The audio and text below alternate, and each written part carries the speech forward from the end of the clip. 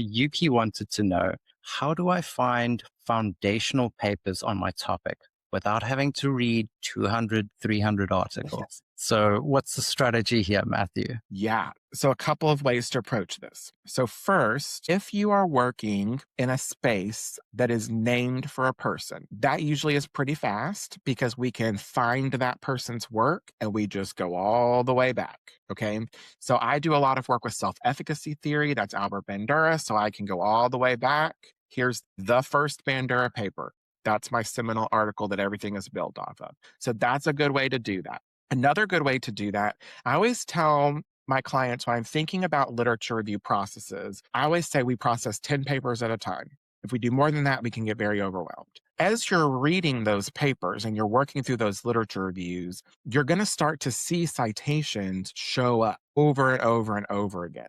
So those are the seminal papers. So we mine that. We check the reference list every time. We keep a running list of those papers. If you have a little money to spend, I highly recommend a subscription to Research Rabbit. Research Rabbit is an AI tool that kind of does a social network analysis on the paper. So you can drop some papers into Research Rabbit, and then it will create this like spiderweb graph of all the papers related to that paper. Some papers will just have one little line, and some papers will have 30 lines.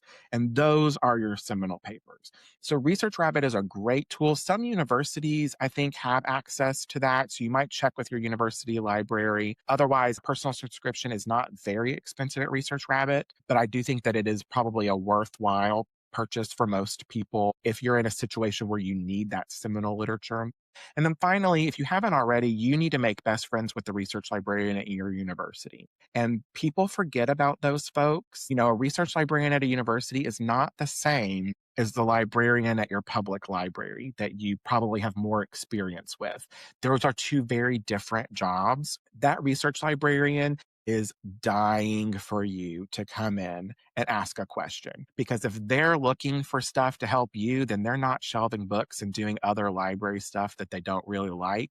They're dying for you to walk in their door. So please, please make friends, best friends with your research librarian. They can really change the whole process for you. I cannot get behind that more. Your research librarian is such a good friend, and I have been friends with research librarians who bemoan the fact that no one reaches out to them for help. As a follow-up question, is it worthwhile looking at previous dissertations on your topic or looking at review papers? Is that a worthwhile way to find foundational sources, or is it better to just dive into the more recent papers? So I think that can be a useful strategy. I like to look at systematic reviews and Mm, meta-analyses sometimes to help find those essential papers.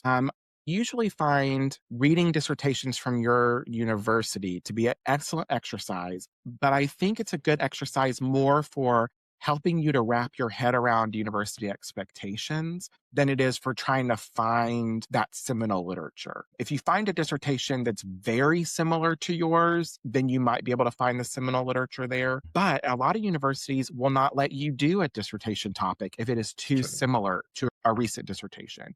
And so I do think you should read two or three dissertations that your chair chaired in the last couple Mm. of years. I think that's a great activity, but I would not always recommend that as a strategy for finding seminal literature.